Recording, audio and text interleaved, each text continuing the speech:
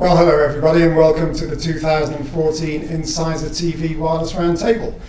We're back in Las Vegas again with some of the leading companies from the wireless industry.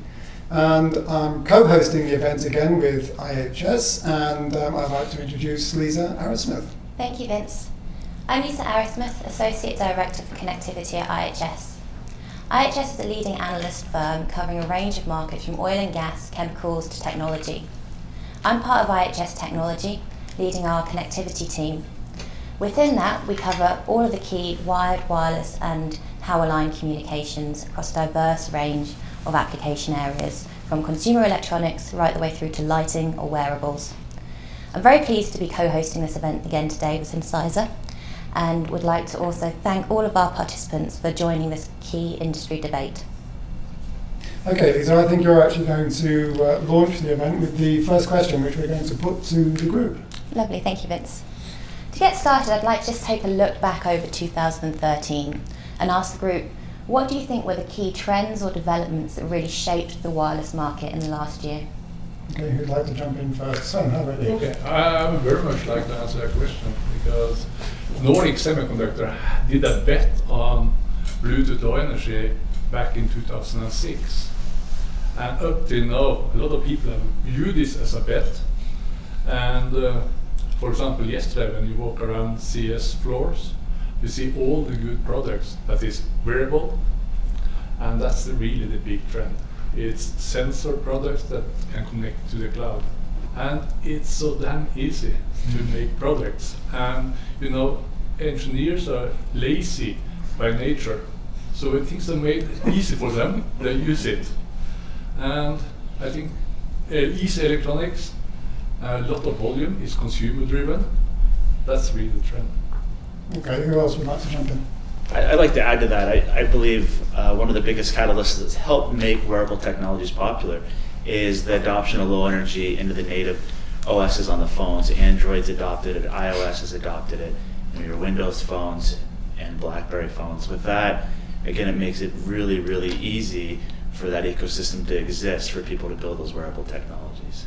Ahmed, you're another of our semiconductor representatives. How would CSR see Bluetooth Low Energy and other trends that have... Well, obviously Bluetooth Low Energy has been very pervasive this year, and you've seen it in a lot of products, and it's basically leading the market. As was said, the adoption by iOS and Android has also made it very possible. But there's another thing that I think happened in the last year or two, which is the adoption of the wireless Bluetooth in home entertainment, wireless speakers, wireless headsets, and a lot of the devices that people use. In fact, CSR actually is now building a lot of integrated components, Wi-Fi, Bluetooth combined in a device with basically optimized for adaptive coding, for audio, for video, for image processing and things like that. This is Jim. What about in your sector? Yeah, we're seeing similar interest and growth. To a certain extent, it's any adoption of wireless that makes it more prevalent and more mainstream tends to raise the tide for all boats. And with particular regard to the EnOcean Alliance, our segment of the market is self-powered or energy harvesting powered wireless devices. And so the breadth of introductions of new technologies has brought a significant number of consumers or interested parties from different segments of the market than our traditional markets, asking ways of how can we self-power a lot of these different solutions, more the consumer, the wearable, the automobile, as well as the building automation industry. Okay. Well, people who have watched the previous Wireless Roundtable movies will probably remember that I'm a fan of energy harvesting technology, but I'm just surprised that it hasn't been more widely adopted by other semiconductor companies, etc. I mean, has anybody got any thoughts on that? Because I just think I can't see why you would not use energy harvesting technology. We have had customers a long time back that use solar panel on the keyboard, and also mice. So it's nothing new. Yeah, but the important thing is not to consume too much power. That's what we're working for.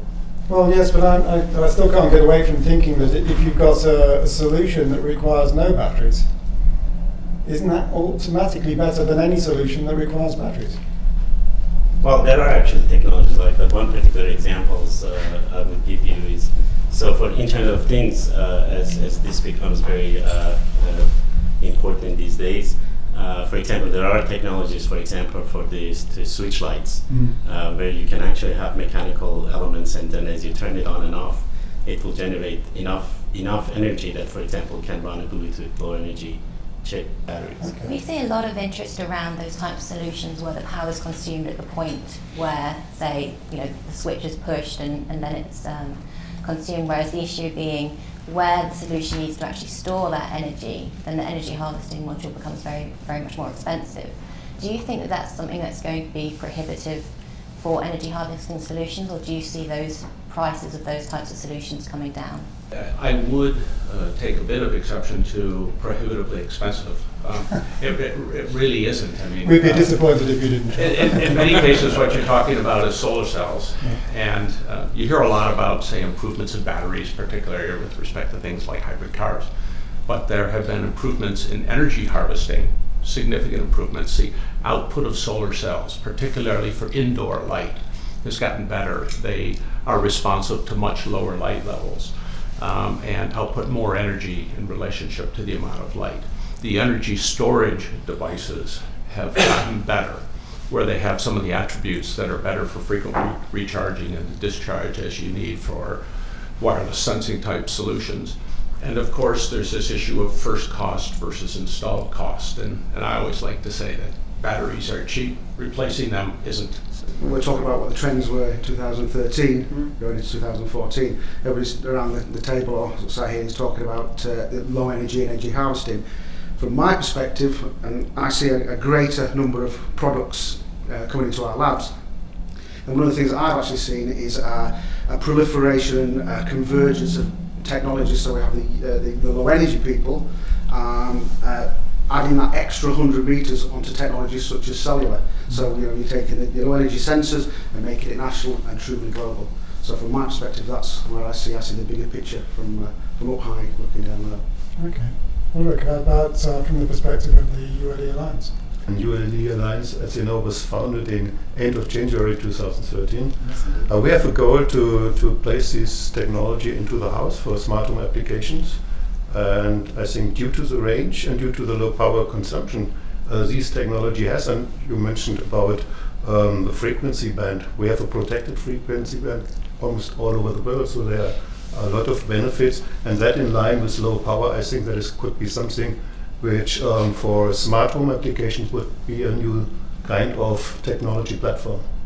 From my own perspective, something that has been undeniably a big trend during 2013 has been machine-to-machine and the Internet of Things. What I want to know is whether you people really think that this is the $20 trillion market, the $30 trillion market that people are projecting it to be, or is this, at this stage in time, very overhyped?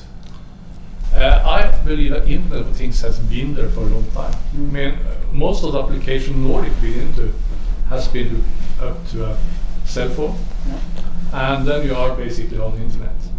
And you have all this from heart rate monitors to activity monitors to calorie sort of counters. But there's a difference, isn't there? Because that's Internet of Things at one level, but what we're talking about now is machine to machine. So devices not talking to cell phones, but devices talking to each other and perhaps to a gateway that is ultimately taking them. I think the question here is, what is the definition of the Internet of Things? What is the definition of M2M? Okay, Joe, you tell us what it is. I don't know. And I'll tell you why I don't know, is because I've spoken to hundreds of people over the last 11, 12 months, and nobody can give me a specific definition. Some people are saying machine to machine doesn't exist, it's device to device. Some people say it's a sensor to sensor. I don't really think it matters what the definition is. It's just things connected to other things. That's what the definition is.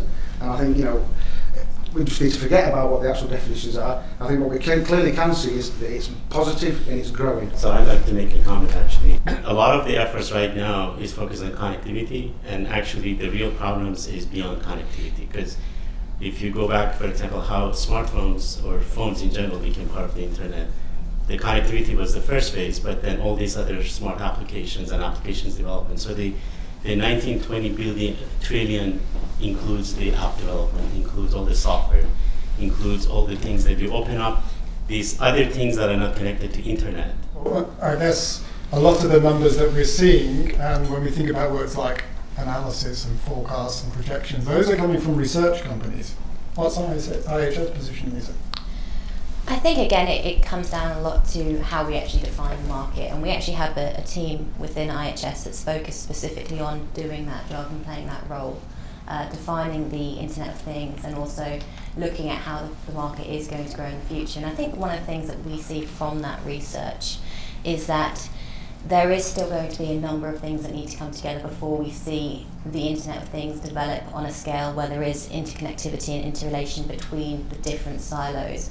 I think that at the moment we're seeing, as you mentioned, some specific segments develop, the kind of more PAN-based applications, the Internet of My Things around the cell phone, and then equally it can span much broader areas. We look to emerging areas like smart cities, where we see much wider communications across a broader range of application areas. But I think that it's still an area where we will see these silos for the coming years. And one of the technologies that we see being very, very interesting within the Internet of Things is using 6LoWPAN as a base layer. And that's something that I'd find very interesting to get your opinions on, is to what extent do you think we actually need IP addressability at a node level in the Internet of Things? And in which areas do you think that would be overkill? A lot of companies are already looking in to see how they can put an IP address onto the radio. And there is application today that it could be useful. I mean, I'm from a very cold country, which is cold all winter. It's not like in the US where it's cold a few days, but it's cold all winter. And a lot of people in Norway have cottages and they have things they want to protect. And that could make sense with IP addresses and sort of read the conditions of the cottage or a summer house or winter house. So it's happening. Or did you have a point on 6LoWPAN? Yeah, I think if we are looking, for example, for 6LoWPAN, coming back to ULE, for us it's a kind of revolution, because we are coming from a very traditional cordless telephony, and by migrating to CAT-IQ and ULE, we will be part also of this community, because it allows us to be really IP available, providing IP available products. So I just want to add one more comment. So first of all, I think 6LoWPAN is a very good technology, and it has applications in many areas. But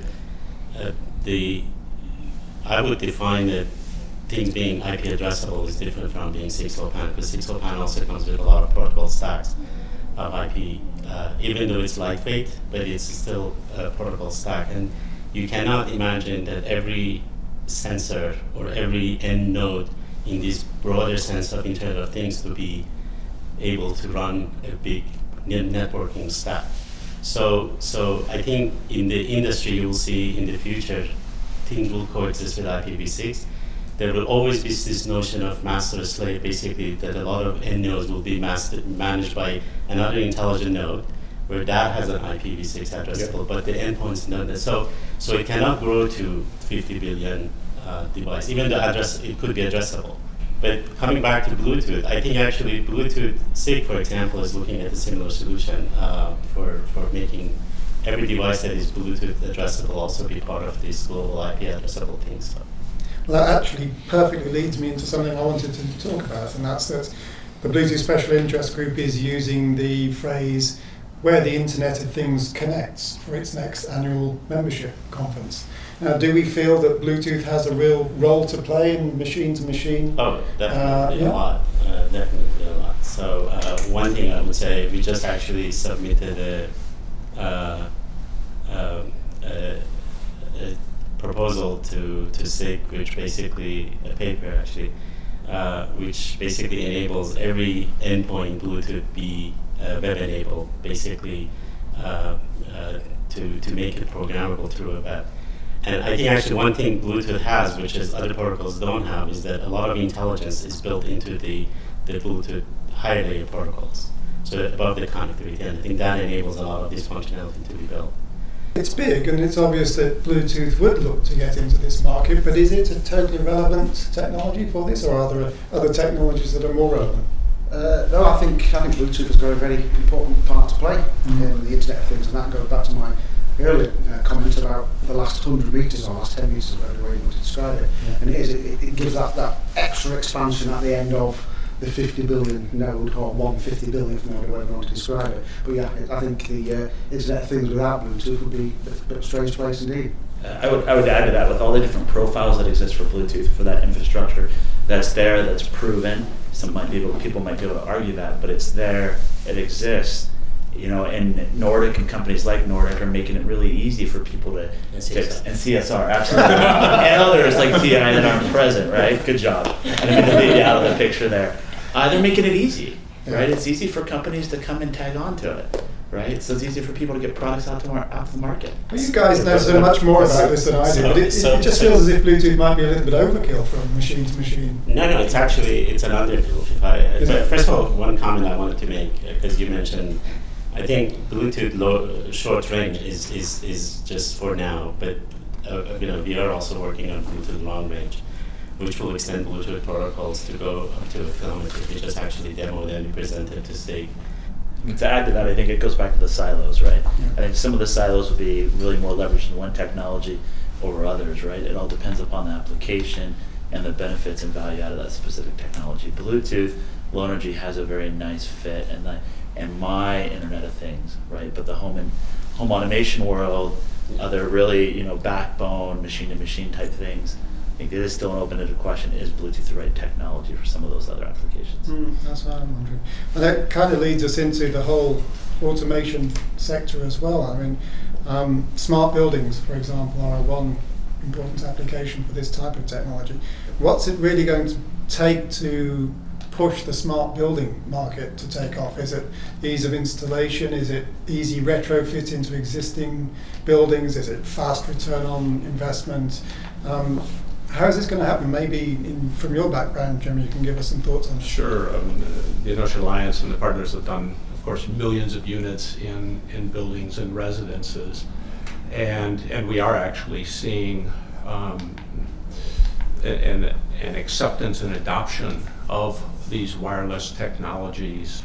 And in a number of studies of the building professionals, the system integrators, the planners, the installers, those people have now, almost every one of them says they've been engaged in a wireless job and would use it again. So we've gone from the technology is there. It's been proven in buildings. There's millions of units. They've been there for 10 to 15 years, operating successfully. Now the community is familiar with it and realizing the benefits, the cost, ease of installation, etc. And they're now starting to push and promote that technology further up the channel. Then the building owners oftentimes will defer to those professionals. Okay. Ulrich, maybe do you have some thoughts on this automation? Yeah, I was just thinking about what could be the benefits for a customer if he has a fully automated house. So I know that there are some countries in Asia which are very well developed, as for example Korea. There you are not able to rent an apartment which is not fully equipped with a fridge which has already a link to the internet. So I believe if we are looking for consumer solutions, we need very easy to understand and very easy to install devices. If we are talking about smart home, and if we are talking in a context that there has to be a service technician coming into his house and installing something and playing on the computer to do everything, I think then we will lose again. It must be a very pragmatic and easy way to install some kind of smart home devices, sensors and actors by a customer himself, by the consumer himself. And that is one of the goals of the ULE Alliance. That leads me to consumer behavior. We are always talking here about technology, but we also need to think about the consumer behavior and who is the next consumer. The next consumer have grown up with smartphones. They control everything with smartphones. anything they can do on the smartphone, they will do. If they will do something different, they will skip it.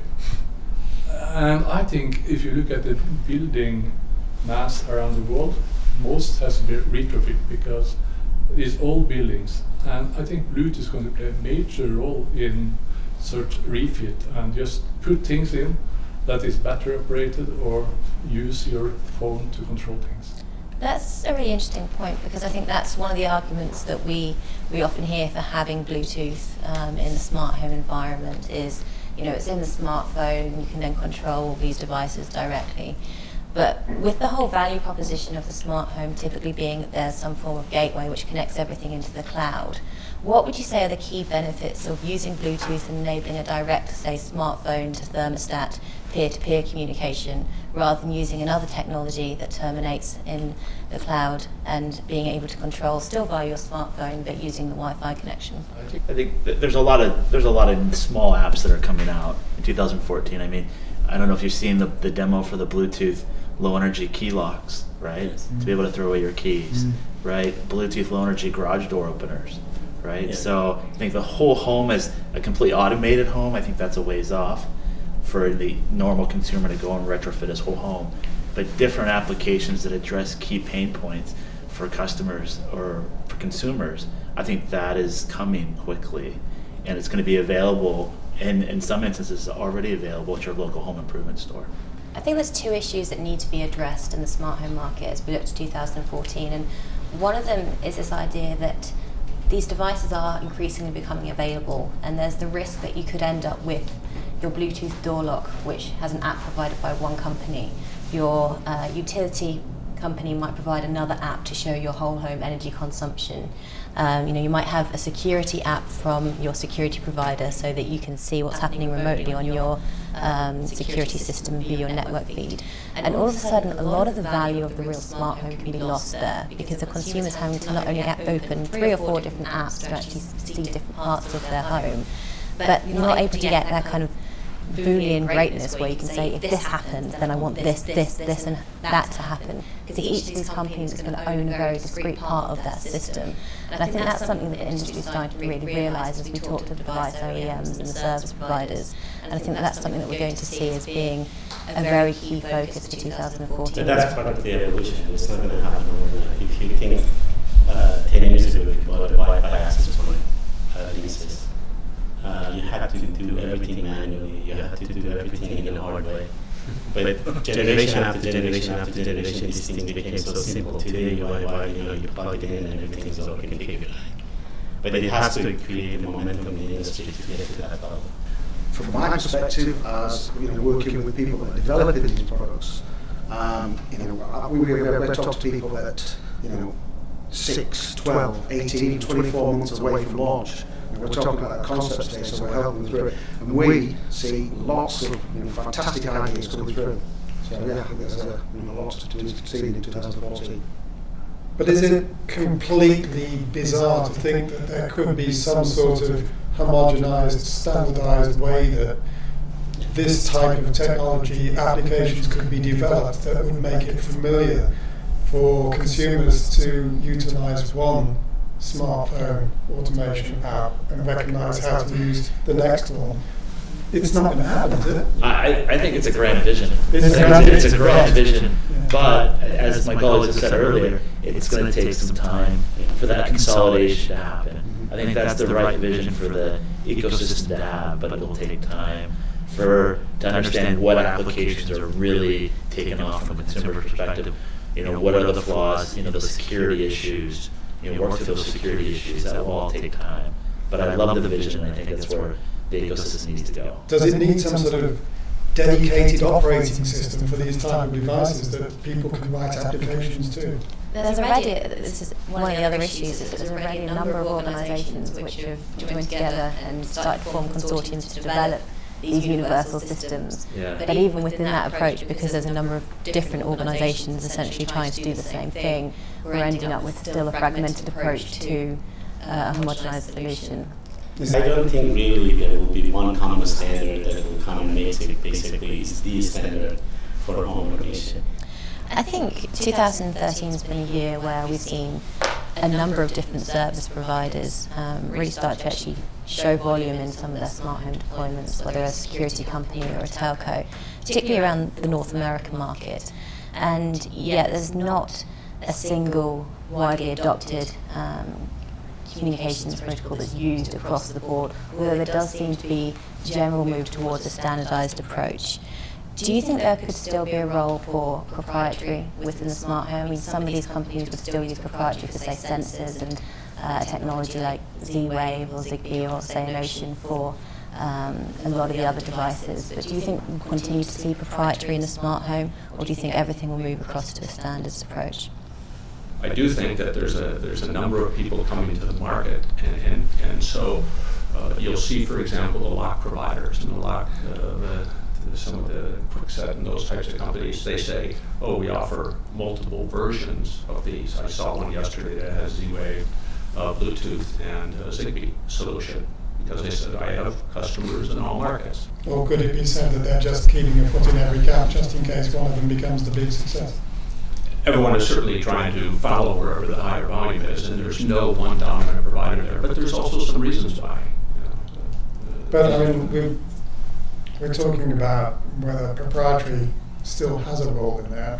And yes, multi-standard support is one way, and I guess there could be some proprietary in there. But Ulrich, I guess the ULE Alliance must have felt that standardization was the way to go. I was just smiling when I heard about proprietary solutions. And that was one of the goals when we was discussing when we had the first meetings in ULE, and I said one of the preconditions if we want to come out and if we want to be successful on the market with ULE is we have to have a high standardized profile. That means if a customer goes into a shop, into a distribution channel, buying a smoke detector with a ULE sticker on, it must work across different manufacturers and across different platforms. And lucky to say, and for me it was a big wonder, were 3 silicon vendors sitting together and having the same targets now. So they know that they only can survive and provide products which are successful on the market if they are interoperable and interworking. In the smart home, this is my opinion. It's already fragmented. So entertainment, everything around entertainment and video is basically managed by the user. And it's purchased by the user and choices are by the users. The telecom, the service providers play no role. The internet connectivity is basically, at least in the US, it's basically totally dominated and monopolized by the service provider.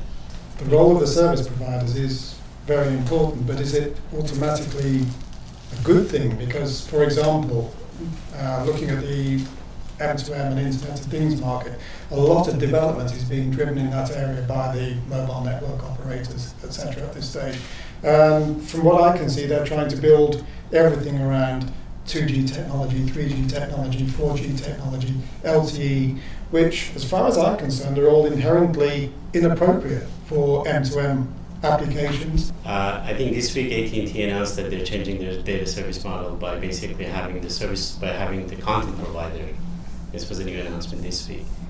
Content provider pay for the minutes and not the consumer. I agree completely. I do not believe that cellular mobile devices, 3G, 4G or whatever, individual will be used for machine to machine. But the network access, and behind network access, different types of other access technologies as Bluetooth and whatever. That I believe very much, because very often you do not have a direct access to a broadband network, then you can use the mobile network. You can use mobile network as a fallback. Another good example is automotive. One of the reasons inside the car, everything is basically private network. It's Bluetooth, Wi-Fi, etc. for entertainment. But cars still do not have connectivity to cellular because there is no tariff. There is no model for basically business. And I think the moment that problem gets resolved, I think we will not have car connectivity. Technology is there. It's different because my BMW has a direct link to a seamless link via cellular network to the service center of BMW.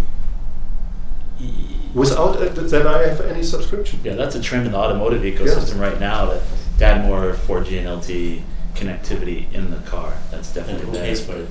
The car manufacturer pays for it. So I think it ends up getting, generally speaking, what I'm familiar with is the consumer gets 3-6 months free when he first buys the car, or a year free, Like and the then after telematic, that, like yeah, telematic. yeah, then after that time period, the consumer, to continue that service, the consumer has to pay the bill. Okay. Yeah. There's a dream situation, isn't it, whereby we might someday get Kindle-style wireless connectivity, because if we use Kindles, we have a wonderful system that connects us Yep. to Amazon, and we can buy books, and we never have to pay money. And the reason Kindle is wonderful because Amazon pays that fee. Yeah, absolutely. Maybe this could It's a get business- rolled out it's a into business other issue. areas. Yeah, but it's a then business they issue. have other revenues that they can subsidize. Otherwise, it wouldn't work.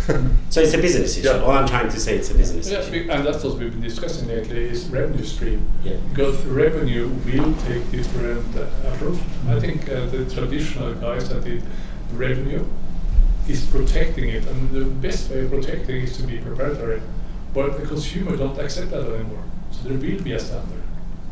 Okay, well, this leads us back. I'm guilty of having hijacked that part of the conversation because I thought about that network operator issue.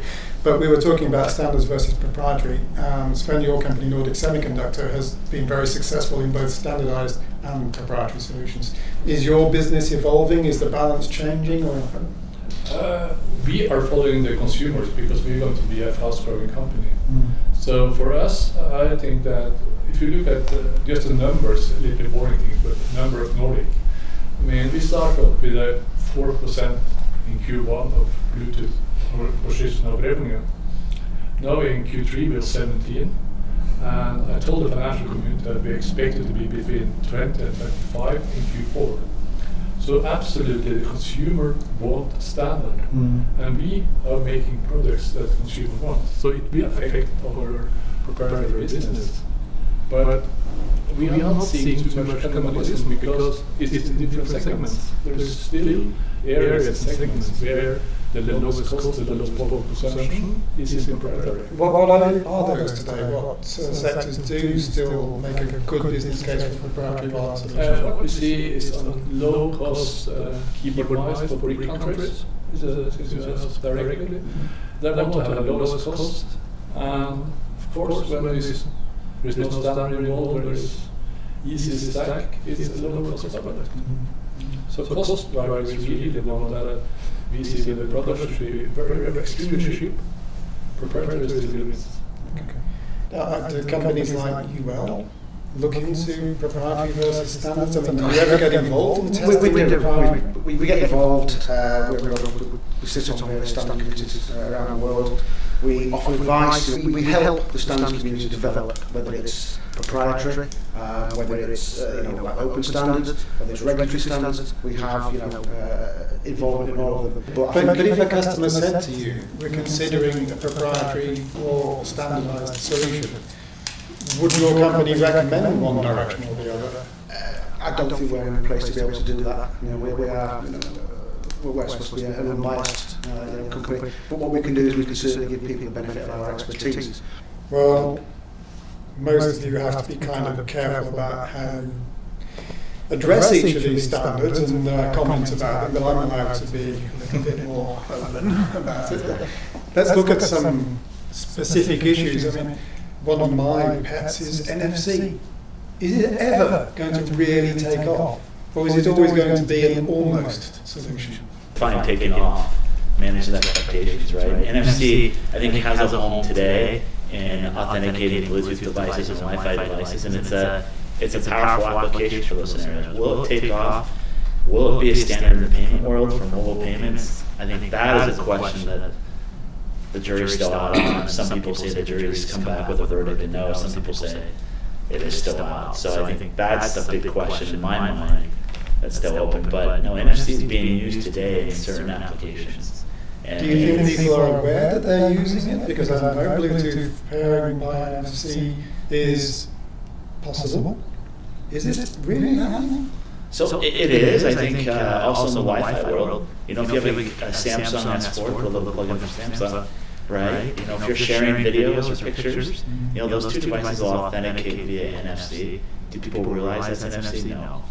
In these integrated platforms, just the same way that we integrate, for example, Bluetooth and Wi-Fi, in a particular application environment, we might actually include NFC. So sometimes NFC is embedded for specific things, so we don't see it as a standalone thing. But basically all of these things you combine to basically build a system, and then you sell that system.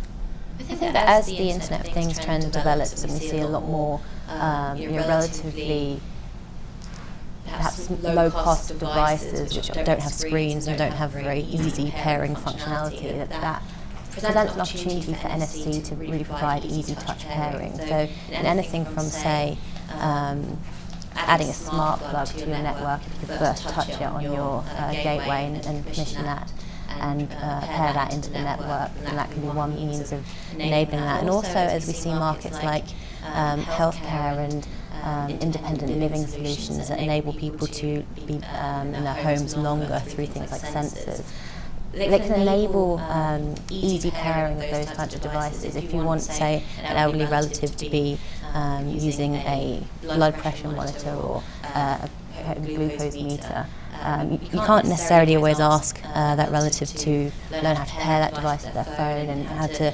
actually use those settings. And instead, a simple system where they can take that measurement and just touch it to a home gateway or touch it to a smartphone can enable that type of easy transmission of data. Well, we've kicked NFC around a little bit. Let's look at another one. I think things are very quiet in the high-speed wireless market at the moment. We all apparently want to stream movies between our phones and our TVs and so on. And this market seems to be currently dominated by Wi-Fi, which is developing 60 gigahertz technology now. But there's still very little noise about what's going on and very less actually happening. Why is this? I mean, is the demand all mopped up for this, or is it just not a market? I think it's going back to what we've spoken about many times here. It's getting that adoption by people that are developing these products, as well as people using them, getting it out there, marketing essentially. I think. But what has Wi-Fi got this completely to itself? The 60 gigahertz specifically. High-speed wireless, Yeah. basically. Well, high-speed, short-range wireless. So the 60 gigahertz or the high-speed wireless application is for cable replacement for video, right, at home, and I think the technology is there and is evolving. I think standard is complete or close to complete, and major companies have announced that they're going to have products for the 60 gigahertz. My assumption is if companies like Monster and others who basically are big in the cable, HDMI cable kind of replacement, I think if they adopt it, then the market takes off. Will we ever see Bluetooth get back into high speed? Not that high speed as I see. It's given that market's gone for I don't think we give well, it's a physics problem. You need enough bandwidth to do so much modulations that so I don't think so. Well, we nearly had a good solution with Bluetooth and ultra wideband. I mean, there was the UWB hype. There was, FDM UWB, DS UWB, but I don't know of any other. I think white space is the next big thing. Well, it's an interesting one. I mean, I think it's something that we talked about at this time last year as well, and another year's come and gone. We've not really seen any major commercial deployments, although Newell's reached quite a milestone by announcing the chipset availability. What do you think will happen in the white space area? I mean, is there really a need for it? And what needs to happen before the industry starts to take that up on a wider scale? So my information is a little bit old because I haven't looked at white space for the last year. But I think there are different segments of white space. White space Wi-Fi, I think, has a very bright future. I think the Wi-Fi in white space is a very interesting topic, and I think that one of the use cases can be enabling that kind of last mile connectivity in areas which are harder to reach and where technologies like satellite aren't really going to be feasible. But you also mentioned its use in urban areas and the idea of kind of a Wi-Fi white space urban network. How do you think that type of network would be deployed? Is there still some confusion about the business model and who would fund that and what kind of payback would need to see that kind of network develop? Well, I think that will coexist with the extension of base station for the cellular service providers. It would be another model next to LTE, especially those bandwidths can be achieved. But also, it's possible that if you really have a Wi-Fi that can go 100 kilometers, there will be a lot of independent operators coming into play, basically building last mile access and then connecting it to the big carriers for backhaul.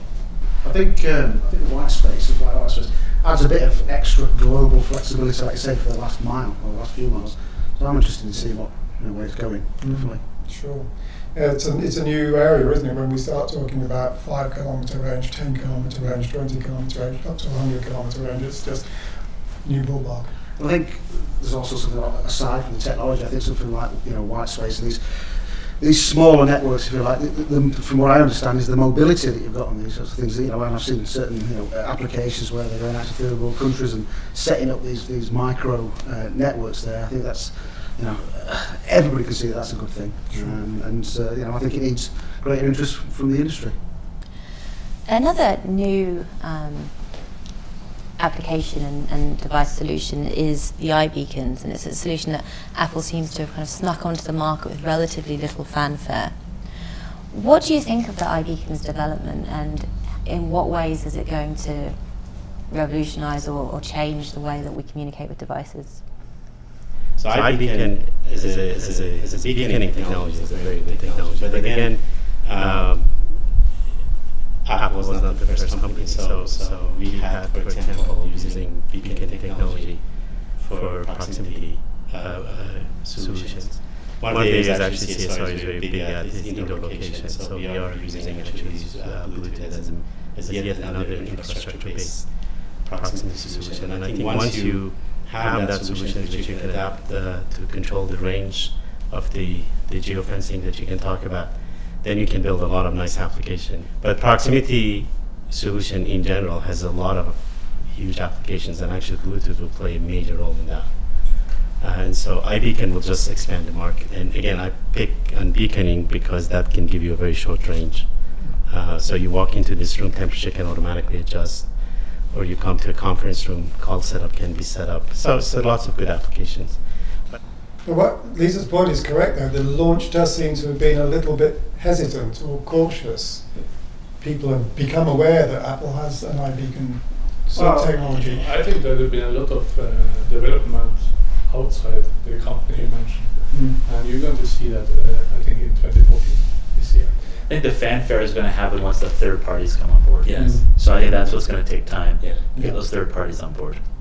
And there's already so many companies announcing that they're building iBeacon applications and iBeacon. So I think that momentum, that's going to be a snowball effect. That's just going to continue to grow. And that's when you'll see the fanfare and you'll say, well, this is real. This is here to stay. Well, it's obviously an area that a lot of people are looking at and considering that they need to be part of, because even Zigbee's pushing into the retail marketplace now with Zigbee retail services, and their plan is to help retailers reinvent the shopping experience. Do we believe, Joe, perhaps you've got views on this, can Zigbee really embed itself in this market? Yeah, I think so. I think they are doing it. As a safety company, we're interested in it because there's things in there like sort of asset management and basically risk abatement for keeping an eye on what the temperature of the food that's been there. So, and there's all sorts of things about offering various different people offers within the shop and in their shopping experience. But yeah, definitely, absolutely. I'll stick with the point of questioning whether Zigbee can succeed in this marketplace, because I would say not in the consumer side. I would agree with that. The infrastructure on the iBeacon and the Bluetooth Low Energy side is there on the consumer side. So, what's the momentum for the consumer to change, right? Why would a consumer want to change over to Zigbee? The infrastructure's not there. On the back end, the safety, the food monitoring, temperature monitoring, the cameras, the automation of the store on the back end side, that infrastructure, that's what Zigbee is good at. And I see Zigbee playing a key role there. Could be good at. Yeah, could be good at. well, this is it, isn't it? Zigbee at one stage looked like it was going to own the smart grid marketplace because it really focused on it and made an effort to make this happen. But now other technologies are playing in that sector, and the Zigbee people seem to have thought, well, okay, competition in that area, let's go and try and do something else. The Zigbee is not low energy, so by that virtue, it's a lot of these applications that require low energy, like, I mean, my guess is that smartphone community will not adopt Zigbee into their things for the app developers because that's not low energy. One of the challenges that we were presented with was, I'm going to deploy maybe 10,000 units to a grocery store. It could be everything from temperature monitoring in the refrigeration units, which might be 50, up to hundreds of thousands. And when you start talking thousands of units and use a platform that isn't that energy efficient, and you start talking about changing batteries in that environment, then it becomes prohibitive to the application growing. And so that's an area where we see where the energy harvesting is a unique solution. There isn't really an application where, say, you need to see it on a phone or control it on a phone. It's more of an industrial control or monitoring application where it is true M2M, where all of these nodes report in one thing and there's alarm-based control. And that's kind of an ideal for, say, an energy harvesting low-powered wireless solution. Ulrich, And also I think the can I most just ask Ulrich, ULE Alliance is supporting a technology that's embedded in a lot of devices in consumers' hands. Could you see proximity technology building into what you're doing? We see that ULE-driven nodes, for example, door contacts, smoke detectors, and all these kind of things. There is an advantage for these DEC-based ULE for all battery-driven devices because of the low power consumption of the technology itself, and because of the easy topology, because we have a star topology with at least if I compare with other radio technologies in-house, we have an outstanding range. So there is some of the benefits and a secured frequency band. Some of the big benefits of ULE. And on the other hand, there are millions of devices already today in the market in Europe, and also in Comcast, for example, also started, which have already today DEC embedded. Okay. Well, I would just say one comment. I mean, if you look at the spread and of Bluetooth, by 2020, with 6.1 billion smartphones, nobody makes beacons if there is no one to connect to. And that's the strength of Bluetooth. And I mean, we always talk technology. Very often we go and talk technology and look at different advantages at a certain level of the technology, but it's the consumer behavior that determines whether it's going to be success or not. And beacons will mainly be used towards mobile phones for the consumer, and Bluetooth owns that market. Well, it does, and the crucial thing there, of course, is that Bluetooth is in both of the primary operating systems that people are using those devices. It's not a choice of one or the other. Both Apple and Android. And I think the the standard going to kick out Bluetooth should be extremely good. Could you see it ever happening? Not as long as I'm doing business. I think there's a risk. I think Wi-Fi got their act together and really came out with a low power Wi-Fi solution. I think 5-10 years out, I think there's a risk. And for some applications, not generally across the board, but I think there are, for some applications, I think that is a risk that the community in the Bluetooth world needs to be aware of, and constantly innovating to make sure that we're always on the top of our game. Yeah, and I come from a company that's 80% of our revenue is very based around Bluetooth. So we're very Bluetooth centric, and we love Bluetooth, and that's what we eat, breathe, and sleep. But I do see it for the overall ecosystem. I do see it as a risk 5 to 10 years out. I mean, we're talking to at least a couple of companies that are developing low-power Wi-Fi technology. Correct. I don't know how much you guys are seeing out there, but as you say, I mean, if the Wi-Fi people got really behind it, I'm less aware. I'm aware of what individual companies are doing. I'm less aware of how the Wi-Fi Alliance is tackling this we or are addressing actually working it. on Wi-Fi as well too. So I guess there is room for Wi-Fi, and there will be already. Wi-Fi is actually in a lot of our products. Every soundbar that has CSR integrated chipset in it uses basically a combination of Wi-Fi and Bluetooth. So, and low energy Wi-Fi will happen, and will be an alternative. But again, theoretically speaking, because of the way that the Wi-Fi MAC protocol is built, Bluetooth always going to be a degree lower. But at some point, maybe it doesn't matter. It's all low energy. I think Bluetooth, I mean, they have it today, and I think we have the potential to have it long term. I mean, it's our trophy at the current moment, and I think the ingredients are there to continue to ensure that it's successful. We got to be careful not to be complacent. Yes. What does IHS see in the low power Wi-Fi market? I think it's an interesting one because I think we're going to see it moving from the domain of specialist companies like the Gainspans, the microchips, the Red Pines, etc., to an area where a lot of the Wi-Fi big boys want to make some money out of. And I think once we start to see a greater focus from the Broadcoms, the Marvells, etc., in that market, I think there is quite a strong argument in a lot of applications for the use of a low power Wi-Fi solution. There are still some differentials around things like power consumption, which I think will continue to be an issue as companies look to evaluate which technologies to use. But I certainly think that we will see a rapidly growing market for low power Wi-Fi once it's got a wider industry support from some of the bigger chipset companies, which I see happening. I see, imminently. And we only talk about power. There's also Bluetooth. Also, as I said, we are driving it to a longer range. So once you get to a longer range, you could also run some applications that are Wi-Fi. So I think that's the key for the Bluetooth ecosystem, is that innovation. Would you see Nordic Semiconductor developing a low power Wi-Fi solution to compete alongside your own Bluetooth products? If the market wanted it? We are driven by the market. We are monitoring the market every day, so if we see a need for doing this, yes, we will. Are you seeing a trend at the moment? We are watching carefully what's happening around us. We see a trend, but we also see an enormous market for what we are good at currently. And I think that if you look revenue-wise going forward, I think there's a huge market we have to work on now, which is the existing. Is the frequency being loved to death? That's a good question. That's a good question. Have you got a good answer for it, David? I don't. But I think that a lot of people have asked themselves that question. Is that frequency too crowded? I mean, I will make a plug for our product. We've seen an increased demand and coexistence test equipment to really debug issues that are all happening in that same frequency. So from that perspective, there is an issue, and I can tie that issue to an increase in revenue for our organization.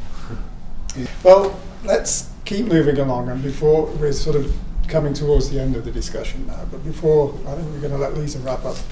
But there's one more area that we can talk about a little bit, and that's how wireless technology is impacting upon the connected car. I mean, it is happening. Yeah, but is it a good idea to be encouraging the use of a lot of technology inside the car?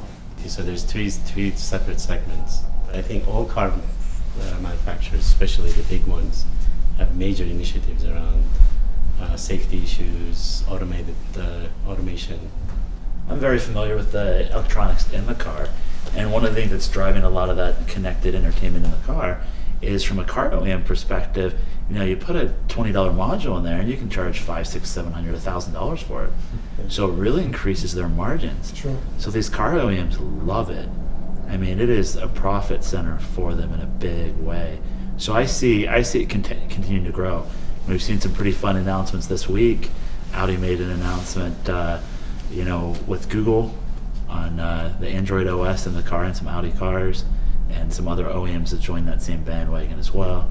So I see infotainment and wireless technologies getting more and more embedded in the car. And another area that actually is not just wireless specific, so a lot of these SoCs that are going into the cars are becoming so advanced, so you can really run some high-end applications. Absolutely. But one area that actually we should be aware of, since you asked the question of automotive, security is something, again, that's looked not as seriously as people are building this technology. So once a car has an internet access, everybody can break into the car and play with all the elements of control units and things like that. So I think security is a huge issue. We're seeing some interesting automotive applications that are probably more on the operational level than the cost, and Some of that is driven by, as automobiles have more sensors, they have more connection points, interaction points and things like that. The cost associated with the wiring harnesses, the maintenance and those things, they're not cheap in an automobile. And so there's been a lot of interest in exploring ways, if you click a seatbelt, you have to have a wire that maintains that right now. And it's movable and all that, if there's a way to avoid that. Well, it's funny you should say this, Jim, because I've been thinking that the car was pretty much a natural environment for technology such as EnOcean, because you've got a lot of opportunities for pushing things, turning things, clicking things, motion, temperature changes, and so on. So I thought energy harvesting may be able to play a pretty important role there. You do have light, you do have temperature differentials, and you do have motion. And all three of those are mainstream energy harvesting applications. And many of those, if you take the cost associated with that cable, the connector, the testing, the wire, and connecting those things up, and then debugging them when there is a fault, debugging those things is intensely complex. And so wireless solutions in that. Weight as well, of course, I suppose, because if you're Exactly. able to eliminate cables, you're That really reducing weight, came and it's from- everybody's goal to hopefully make cars lighter and more economical. Avionics and boats and things like that were the initial, where the weight issue was a big factor, but in an automobile that's also one. Sure. The materials as well, that, like you're saying, for the cableless cars, the sensors connected, we know that the price of steel and copper and everything is just rising all the time, so it makes sense that we have wireless sensors to kind of mitigate that cost. But we see in the automated car as well, the connected car, it's infotainment, which is kind of user experience. But over the last year, I've been following this quite closely. Yes, we see infotainment, we see operational aspects of the car, but one of the most important ones that I've seen, the most interesting, is about vehicle safety, and where in your Internet of Things world, if you're driving around an Internet of Things enabled city or town, and there's a collision down the road around the corner, the sensors around that go to your car and say, watch out, there's something down there. And there's even proximity as well. I've even seen these use cases where, the one example was a motorbike coming past a lorry, the proximity sensors and senses the motorbike, it tells the guy that's coming this way in his car, watch out, there's a motorbike coming. I think that's just absolutely fantastic. And as all of this technology gets embedded in the cars and all these systems, does that mean a potential new market for test companies such as yourselves? And Oh yeah, I mean, there's always markets there. If it's wireless, that's what we are. Well, the part of the company that I represent, we are wireless compliance. But we also offer the certification and usability testing as well. do you end up dealing with the electronics companies or the car companies, or who's actually doing the work to debug and make sure these systems work? So I would say the electronic companies does a lot of the heavy lifting. I mean, the onus is on them to really validate the design, ensure that things are working according to spec. But then the car OEM themselves does a lot of system verification. So they'll work with outside test labs to really do that system verification. So, and one thing that we've noticed is these car OEMs are getting surprised at the cost that's associated with adding these electronics from a system verification perspective, because they're quite complex. I would wonder how car industry will manage the life cycle of a car compared with the entertainment in the car. So the life cycle in terms of technology. So a car you exchange, the model will be exchanged within 5, Mercedes for example, 6 years. And my PC, I'm exchanging almost every 2 years because it's not anymore state of the art. I think you hit the nail right on the head. Yeah. That's a very interesting problem, and some car OEMs are taking the approach of using technologies like MirrorLink. MirrorLink is a technology where literally it's a wired technology that replicates the phones and the screen of the phone on the car. So instead of having a built-in navigation or GPS in the car, you're literally just using the cell phone, and the screen of the cell phone is replicated on the touch screen of the car. I think there's other standards in the work as well to compete against MirrorLink, and I believe that's one of the reasons Android and iOS have really jumped into the automotive market, is to try to address that same problem. Historically, there's two different cultures, right? There's the automotive culture where the lifespan of a car is 10 plus years, and then there's a consumer electronics culture where the lifespan of a product is 1 year to 2 years. Merging those two cultures together under one roof and one car has proved to be very difficult for some OEMs. Isn't the answer to this to offload a lot of the processing from the car to the smartphone? That's the very much initiative. use That's actually the car as just a display. That's the initiative. So if you go to the Audi booth, right, one of their next gen cars, it literally has a tablet that just docks into the car, and that's the display. That's right? actually one model, but I don't think the car companies really like that, because then they give control away to smartphone community.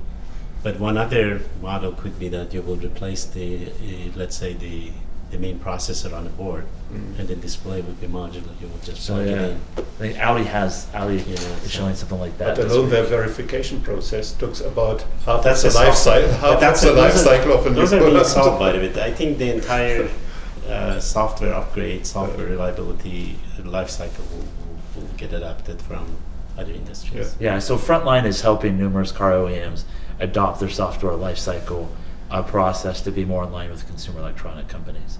They've got to be shoving a big rock up a steep hill though there, haven't they? Because I mean the car companies are notoriously very slow to move and to change. It is pushing a rock up a big hill, but I think the margins and the profitability is there for them. So they're putting the right people on the bus to do it. So maybe consumer habits will change. They change their cars every 2 years too. For a better That display. would be a disaster for the environment. Okay, so we started off the discussion by looking back on 2013 and looking at what the key trends were that we saw over the past year.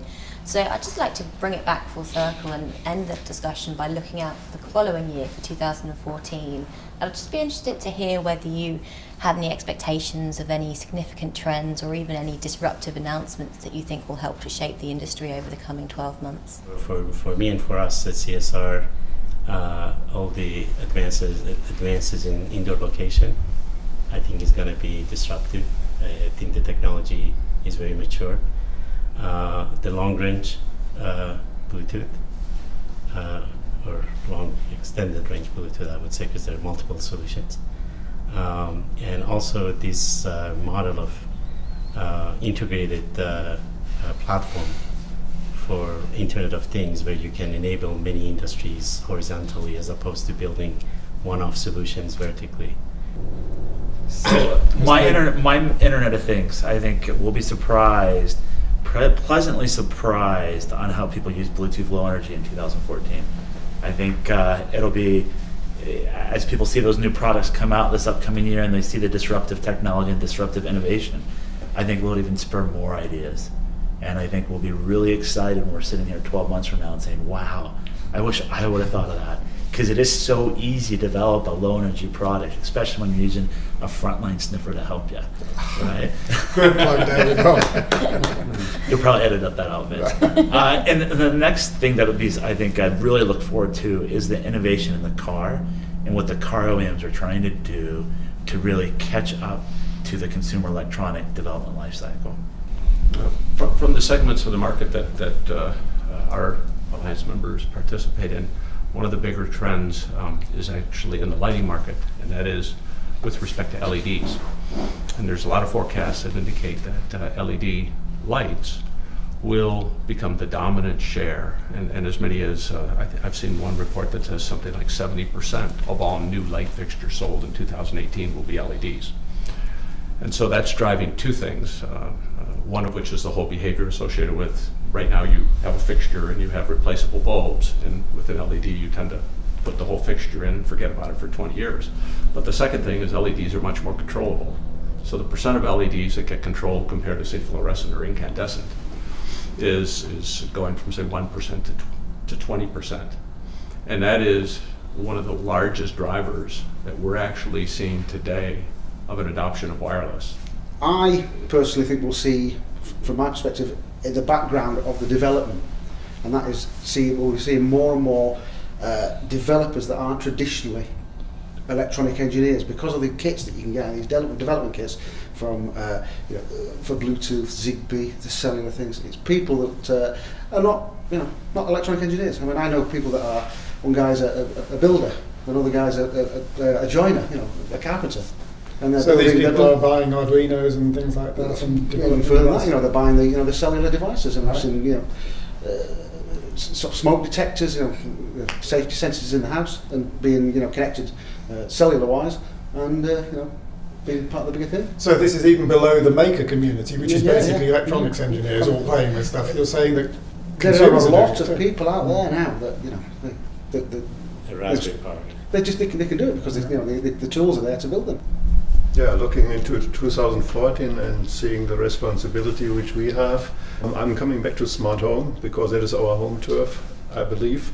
I believe that in 2014 we will take off with some smart home applications which are not today very, very widespread into the consumer market. And I believe very much we will take a big portion in the future to enable smart home for consumers to install that by themselves.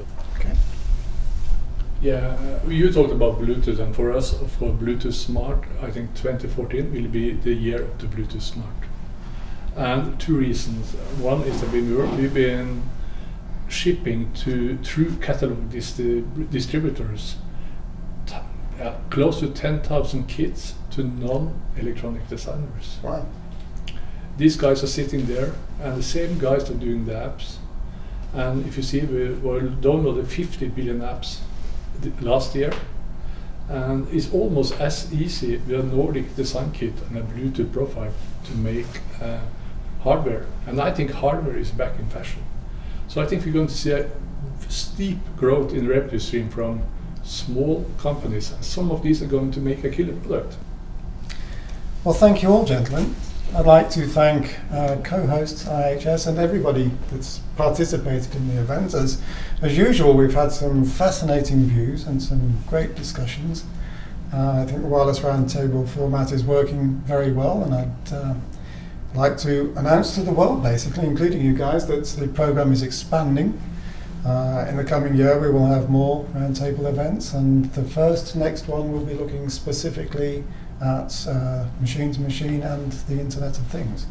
That's planned for probably second quarter this year. So to our participants today and to the people that have been watching this video, I'd like to thank you all very much, and here's to the next time.